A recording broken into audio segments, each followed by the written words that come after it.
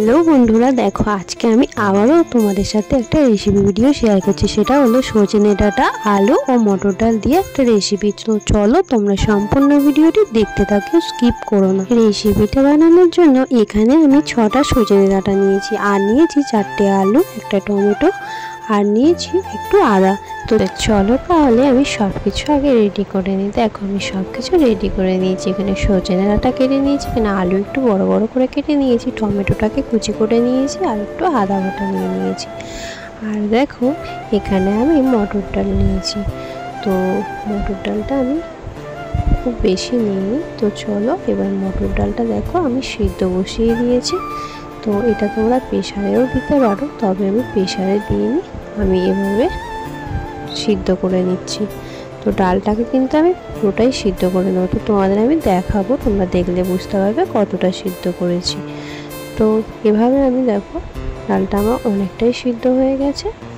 দেখো পুরো এরকম সিদ্ধ করে নিয়েছি। পুরোটাই সিদ্ধ করে নিতে হবে, যেন একটুও শক্ত শক্ত না থাকে।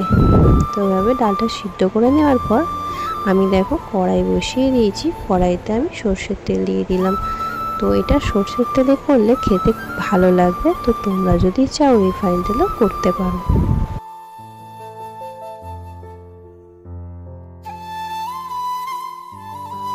দেখো তেলটা কিন্তু আমার খুব ভালোভাবে গরম হয়ে গেছে। কড়াইয়ের চারপাশটা এভাবে একটু তেলটা ঘুরিয়ে নিলাম। এবারে ফোড়ন দিয়ে দিলাম 2টো তেজপাতা, 3টে শুকনো লঙ্কা, অল্প একটু 5 ফোড়ন। তো ফোড়নটাকে আমি প্রথমে একটু ভাজা ভাজা করে নিচ্ছি। তো ফোড়নটা ভাজা ভাজা হয়ে যাওয়ার পর আমি এবারে দেখো কেটে রাখা আলুগুলো এর মধ্যে দিয়ে দিলাম। আলুগুলো কিন্তু আমি একটু বড় বড় রেখেছিলাম, দেখেই বুঝতে পারছো। তো এটা একটু বড় বড় রাখলেই ভালো হয়, কারণ এতে যেহেতু ডালটা দেওয়া হবে, তো আলুটা ঘেঁটে গেলে একদম ভালো লাগবে না। তো ওই জন্য আমি একটু বড় বড় করে রেখেছিলাম। তো দেখো আলুটাকে এভাবে বেশ কিছুক্ষণ ধরে আমি ভাজা ভাজা করে নেব। আর আমার চ্যানেলে যদি নতুন বন্ধু কোনো আমার ভিডিওটি আজকে দেখে থাকো, তাহলে অবশ্যই আমার চ্যানেলটি সাবস্ক্রাইব করে পাশে থেকো, আর পাশে থাকা বেল আইকনটি ক্লিক করে রেখো। আর দেখো আলুটা কিন্তু অনেকটাই ভাজা ভাজা হয়ে এসছে, দেখে বুঝতে পারছো। তো এবারে আমি দেখো আলুতে আমি পরিমাণ মতো লবণ দিয়ে দিলাম।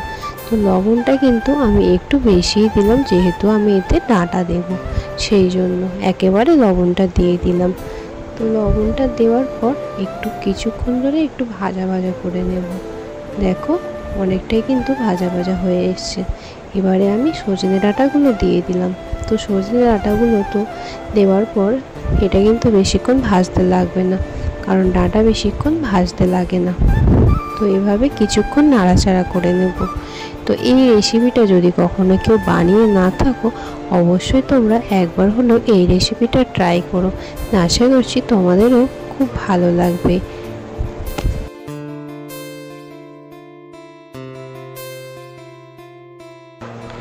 দেখো আলুর সঙ্গে সজনে ডাঁটাটা আমি কিছুক্ষণ নাড়াচাড়া করে নেওয়ার পর এবারে আমি এর মধ্যে টমেটো কুচিটা দিয়ে দিলাম। তো টমেটো কুচিটা দেওয়ার পর এটা আমি খুব ভালো করে ভাজা ভাজা করে নেব। তো টমেটোটা চাইলে তোমরা স্কিপ করতে পারো, আর যদি মন চায় দিতেও পারো। তো দেখো এভাবে আমি বেশ কিছুক্ষণ একটু নাড়াচাড়া করে নেব।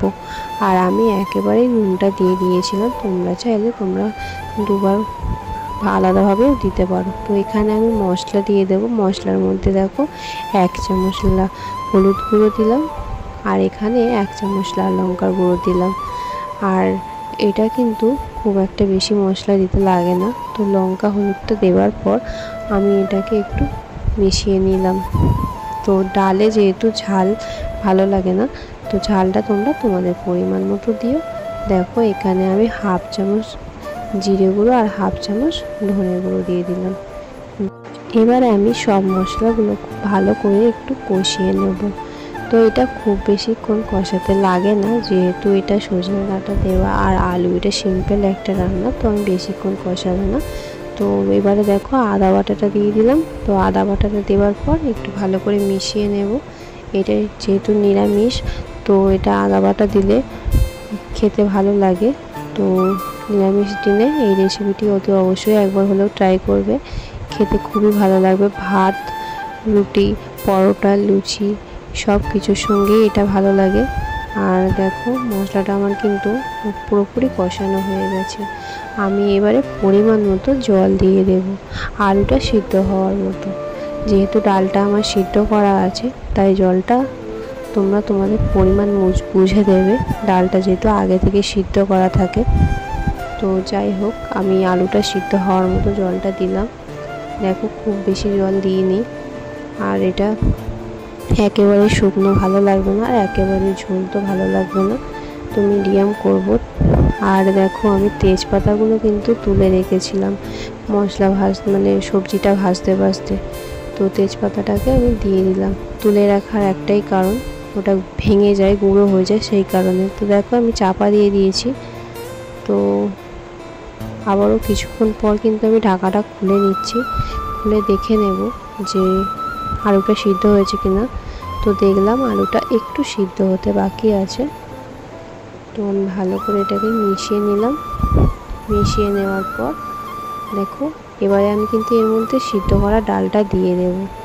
দেখো সিদ্ধ করে ডালটা রেখেছিলাম, যে ডালটা সিদ্ধ করা, তো সেই সিদ্ধ করা ডালটা আমি এর মধ্যে দিয়ে দিলাম।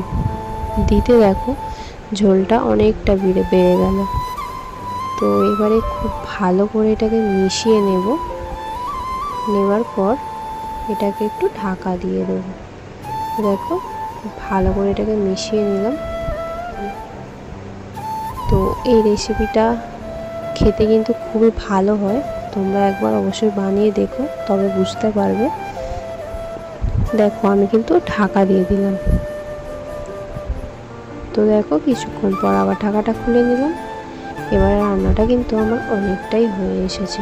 দেখো ঝোলটা অনেকটা কমে এসেছে, আর ডালটা তো পুরোপুরি সিদ্ধ, আর আলুটাও আমার কিন্তু সিদ্ধ হয়ে গেছে।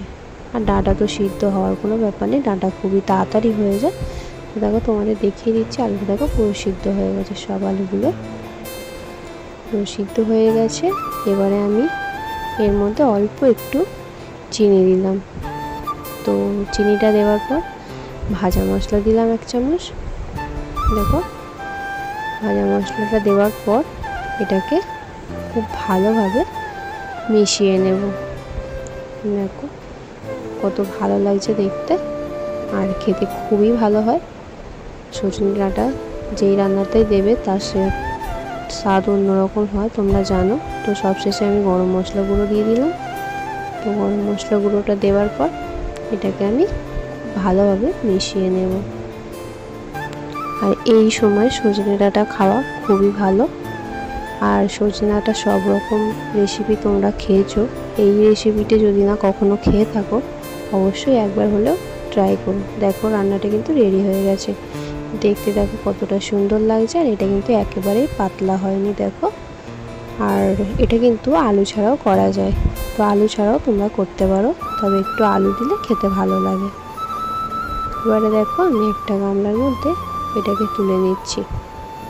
তো আজকের রেসিপিটি তোমাদের কেমন লাগলো অবশ্যই তোমরা কমেন্টের মাধ্যমে জানাবে। আর নতুন বন্ধু হয়ে থাকলে চ্যানেলটি সাবস্ক্রাইব করে পাশে থাকবে।